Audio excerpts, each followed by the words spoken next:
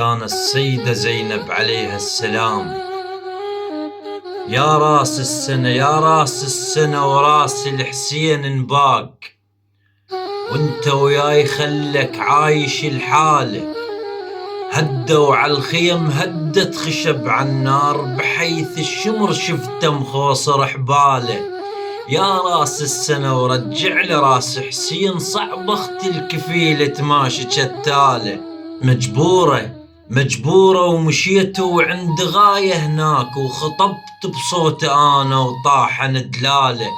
انا ردت على المخت الحسين شلون تنقاد بسناسل هي وعياله، وما ظلت شوارب من ذكرت حسين، يزيد من الرعب ما يندل خياله.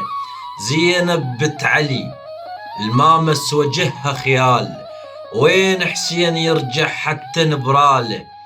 قال عباب خيبر يعني ابوها يصير، وانت عرب بعد والحرب تحلاله.